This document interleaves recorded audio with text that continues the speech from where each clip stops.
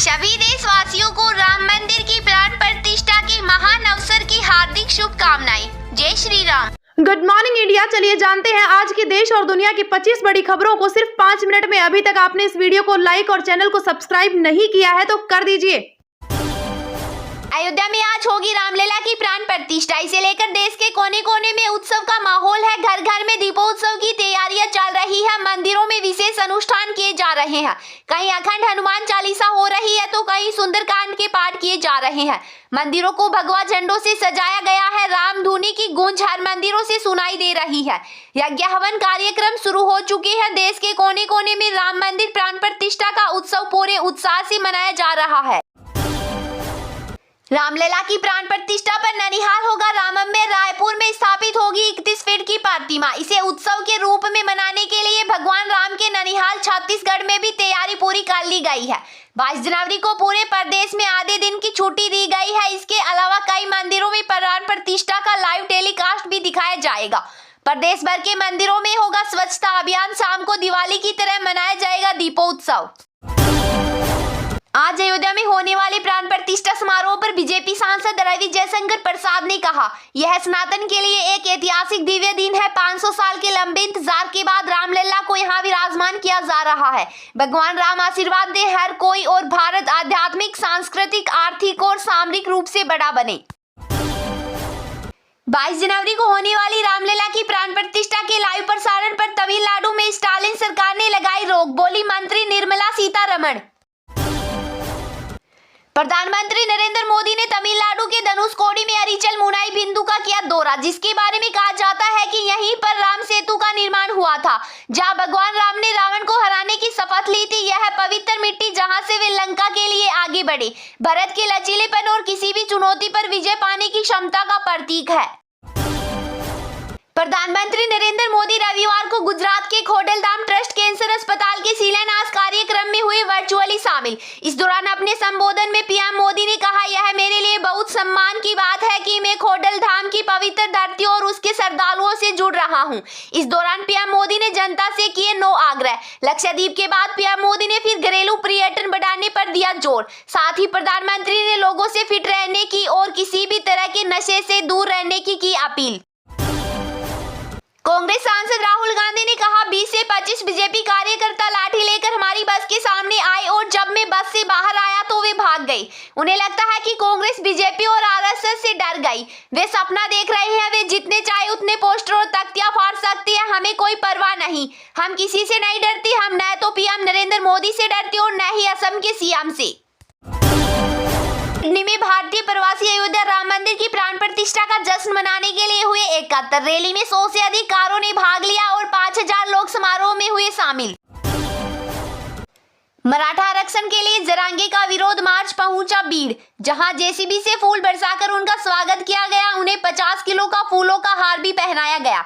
बीड़ पहुंचकर मनोज ने कहा कि जब तक आरक्षण का गुलाल मराठों के सर पर नहीं पड़ेगा तब तक हम मुंबई से नहीं लौटेंगे। मुझसे कहा जा रहा है कि मुंबई मत आइए। जो ऐसा कह रहे हैं मैं उनसे कहना चाहता हूं कि आप नसीब वाले हो, आप पर गुलाल डालने के लिए मराठा मुंबई आ रहे हैं। भारत के सबसे अमीर शख्स मुकेश अंबानी के घर में नजर आई राम लहर। प्राण प्रतिष्ठा से पहले दुल्हन की तरह सजी एंटीलिया अयोध्या के राम मंदिर में रामलला की प्राण प्रतिष्ठा समारोह के लिए भारतीय उद्योग जगत के जिन लोगों को आमंत्रण मिला है, उनमें रिलायंस इंडस्ट्रीज के सीएमडी मुकेश अंबानी और उनका परिवार, प्रसिद्ध भारतीय उद्यमी रतन टाटा और उद्योगपति गौतम अडानी भी है शामिल। जनसेना प्रमुख पवन कल्याण और आयोजित होने वाले अयोध्या राम मंदिर प्राण प्रतिष्ठा समारोह में लखनऊ पहुंचे। उन्होंने कहा, यह लोगों का लंबे समय से पोषित सपना रहा है और 500 वर्षों के बाद यह आखिरकार वास्तविकता में आ रहा है। हम सब इसको लेकर बहुत खुश हैं। श्री राम जन्मभूमि तीर्थ क्षेत्र के मुख्य पुजारी आचार्य सत्येंद्र दास ने कहा, रामलला की मूर्ति जो वर्तमान में स्थायी मंदिर में है, वह रविवार शाम 8 बजे नए मंदिर में रखी गई थी, जहां नई मूर्ति की प्राण प्रतिष्ठा आज प्रधानमंत्री द्वारा की जाएगी। अयोध्या में राम मंदिर प्राण प्रतिष्ठा समारोह पर महाराष्ट्र के चंद्रपुर में सियावर रामचंद्र की जय के आकार में जलाई गई हजारों दिए। अयोध्या शहर में होने वाले राम मंदिर प्राण प्रतिष्ठा समारोह का जश्न मनाने के लिए लगाई गई भगवा ध्वज। अयोध्या में रामलला की प्राण प्रतिष्ठा से पहले आरएसएस प्रमुख मोहन भागवत ने कहा कि राम मंदिर की कानूनी लड़ाई तुष्टीकरण की राजनीति के कारण लंबी चली। अब राम मंदिर को लेकर विवाद और कड़वाहट को पूरी तरह से खत्म कर देना चाहिए। साथ ही उन्होंने भगवान राम के आचरण को अपने जीवन में उतारने की भी की अपील। के मोहम्मद बोले ज्ञानवापी और शाही ईदगाह हिंदुओं को सौंपे मुसलमान। के ने ही बाबरी ढांचे की जांच की थी। के मोहम्मद ने कहा कि उन्हें बाबरी मस्जिद के पश्चिमी हिस्से में एक मंदिर के अवशेष मिले। इस मंदिर का निर्माण 10वीं और 11वीं शताब्दी के बीच गुर्जर प्रतिहार राजवंश ने करवाया था। सऊदी अरब में बीती रात जॉय अवार्ड फंक्शन 2024 का हुआ आयोजन। ये इवेंट सऊदी अरब में स्थित रियाद में हुआ। इस इवेंट में बॉलीवुड के सलमान खान और आलिया भट्ट शामिल होते हुए नजर आए। फैंस को भी आलिया का लुक काफी अच्छा लगा। उन्हें इंटरटेनमेंट मेकर्स अवार्ड से सम्मानित किया गया। Salman Khan sir Philip Anthony Hopkins के साथ पोज देते आए नजर। अयोध्या में आज 22 जनवरी को होने वाले रामलला प्राण प्रतिष्ठा समारोह को लेकर देश दुनिया में उत्साह पर न्यूजीलैंड के विनियमन मंत्री डेविड सेमोर ने प्रधानमंत्री नरेंद्र मोदी की तारीफ। कहा पीएम मोदी के नेतृत्व में 500 सालों के लंबे इंतजार के बाद अयोध्या में श्री राम मंदिर का निर्माण संभव हो पाया है। सेमोर ने कहा अगले 1000 वर्षों तक मैं पीएम मोदी के साहस और ज्ञान की कामना करता रहूंगा। कांग्रेस की भारत जोड़ो न्याय यात्रा के दौरान असम में राहुल गांधी के साथ हुई धक्का मुक्की। राहुल को बचाते हुए उनके सिक्योरिटी गार्ड उन्हें बस के अंदर वापस ले गए। घटना के दौरान राहुल का काफिला सोनितपुर में था। राहुल ने घटना को लेकर कहा आज बीजेपी के कुछ कार्यकर्ता झंडा लेकर हमारी बस के सामने आ गए।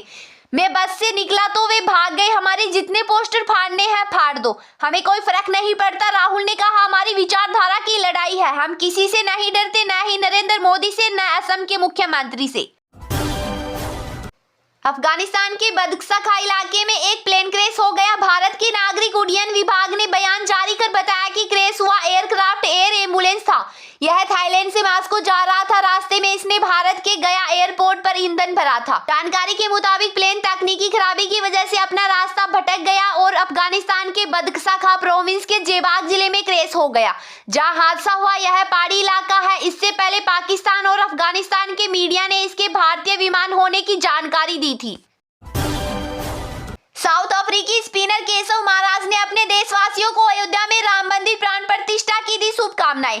सोशल मीडिया पर वीडियो पोस्ट करते हुए कहा आप सबको नमस्ते। साउथ अफ्रीका में रहने वाले भारतीय समुदाय की ओर से आप सब लोगों को अयोध्या में होने वाले राम मंदिर प्राण प्रतिष्ठा की शुभकामनाएं। कहा ईश्वर आप सभी को शांति और सद्भाव प्रदान करे।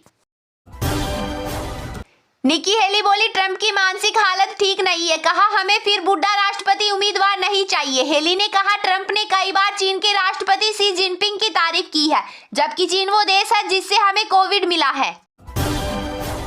इराक के अमेरिकी सैनिकों पर बैलिस्टिक मिसाइलों से हमला, इसमें कई अमेरिकी सैनिक हुए घायल। अमेरिका की सेंट्रल कमांड ने इस हमले के पीछे ईरान के समर्थन वाले गुट को बताया है। न्यूयॉर्क टाइम्स के मुताबिक ये हमला पश्चिमी इराक में अमेरिका के अल असद एयरबेस पर शाम को 6:30 पर हुआ।